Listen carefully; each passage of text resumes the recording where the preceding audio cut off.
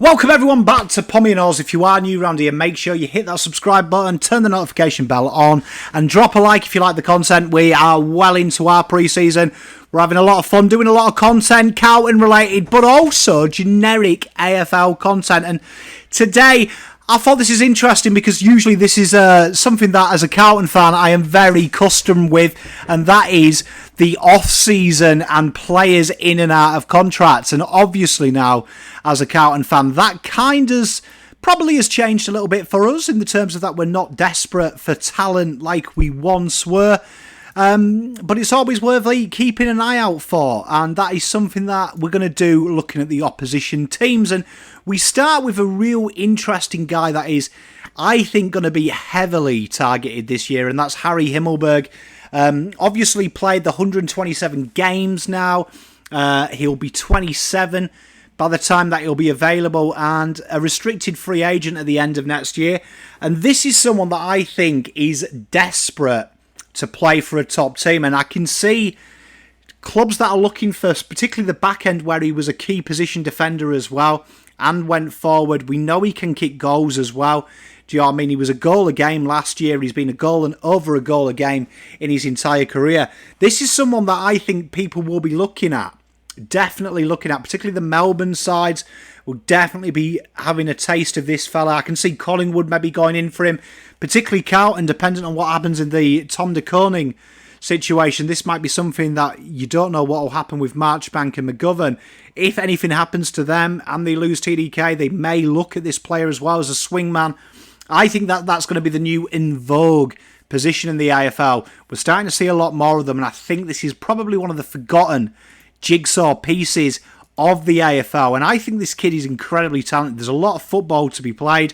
Brings the players in as well and around him. Particularly in 2021, he added that aspect for his game, but he's always been really high in them score involvements in that forward line as well. So a real good second or even third forward, particularly with that swinging ability.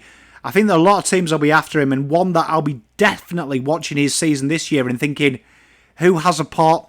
What happens? Because GWS at the moment do seem to be a team that's going to be in kind of a micro rebuild, going through a real transitional period. I think a lot of sides will be very interested in Harry's availability. The next guy we're going to look at is no stranger to Carlton fans because we're not too sure if Harry and him are the same, but that is Ben Mckayn, and he has really come on leaps and bounds. Now, North, again a restricted free agent. Is he going to leave that project? Only played the 52 games, 4 of them subbed-involved games as well, but has really come on leaps and bounds. Last year was particularly dominant in that key position. Be 26 when he's out of contract, 201 mobile key position for defender. They're as rare as rocking horse poo. And last year he was top 5 for contested marks. Very, very good user of the football as well. Does the incidentals very well as well. Was top 10 in 1% and effective disposals last in 2021 as well. And he's worked really hard on his technique as well, on his disposal. And he's that perfect age, isn't he? Do you know what I mean? Coming up 26 when he's out of contract. I reckon nearly every man and his dog will be looking at this player. And North are going to have to pay because I think he is already in that category of top player. And it's going to be very interesting what the AFL clubs do. I think there'll be a few after his service, and I think, you know, with the way the game's going, these mobile key position, he showed it last year. He can play on the most dangerous players. He's a good user himself, sets them up in transition.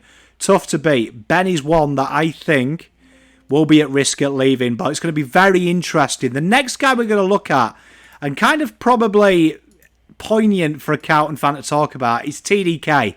He'll be mid-24 next year. He's already played 41 games, and a guy that's really come on leaps and bounds and showed a lot last year. Showed a lot with the absence of Pitternet and really started to show that he's got the makings of a lead ruckman. But when I look at TDK, I think the one question mark, and I think a lot will depend on this year on how much the contract is and what his worth is can he be a full-time ruckman? And what about going forward or behind the ball? Carlton trialled both of them avenues and it started to seem a bit more behind the ball. Particularly early doors, you found Carlton's trap they set with TDK working very deep in the wing really set them up on the counter a lot. And I think that's something you're going to see a lot of. Now, natural progression, I think this kid will be very good this year. And I actually earmark this year as probably the year that he really starts to develop. Now, figures bounded around by the AFL press, there's no way this guy's $1 million football a year. And short of having a Max Gawn year, I don't think anyone would do. His best footy, for me, is still 2 or 3 years away. Very talented football, though, who has got some real rare attributes that you're looking for.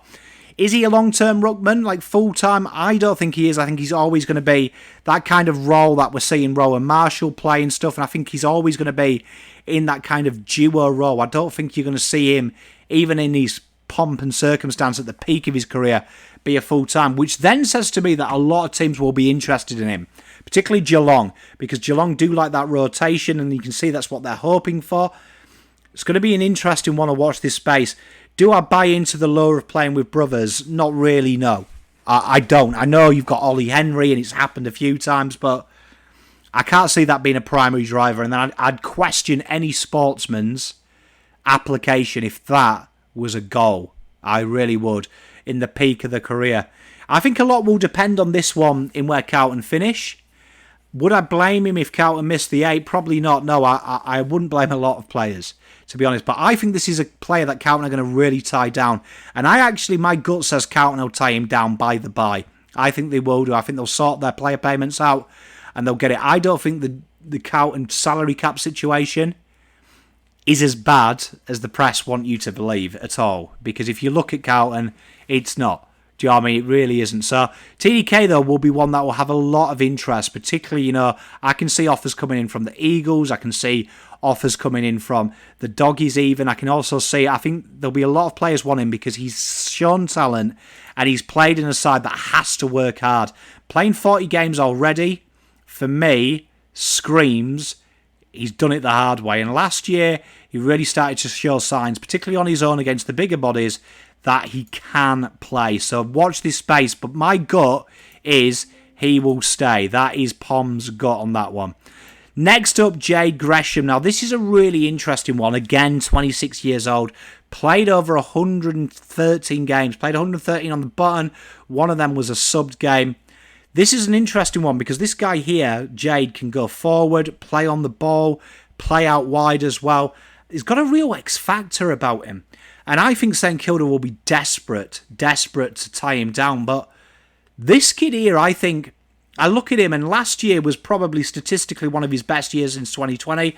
Really hit the scoreboard well as well. Really showed as well that he likes to play that fast brand. I can see this guy here kind of struggling under what we reckon is the archetype Ross game plan. And I think that's going to be an interesting one because I think a lot of clubs would be after this. And if I was a top 8 side, I think Jade Gresham is maybe that difference from making you into the top 8 side. I think he would really complement.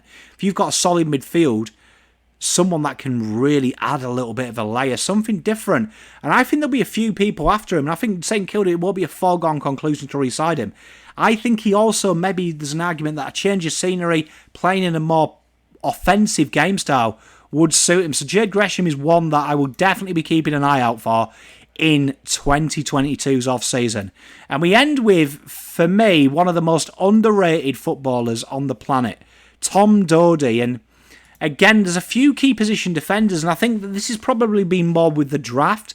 We haven't had a strong KPD draft for a while, and Tom Dodie is hitting that age. 27, just short of when he's out of contract. Another restricted free agent.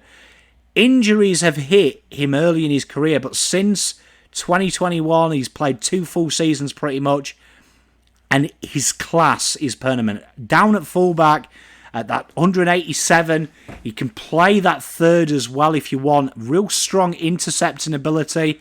Was one of the top 10 interceptors last year. Really sets defence into attack really well. And someone that I think is going to have a lot of money thrown at them this year. Don't know what he's on at Adelaide, but I would suspect he's going to be top of the tree should this contract not be signed. An incredibly talented footballer, and one that really has got 5 or 6 years left at the highest level. So there'll be a lot of people coming knocking. And I wouldn't be surprised to see some of the guys feature, particularly Ben and stuff. If they do have an inkling of leaving, some of these players may just swap clubs simply. I think it could be an interesting one. But this is someone here I want you to keep an eye on, because Tom Doedee is an incredibly top footballer.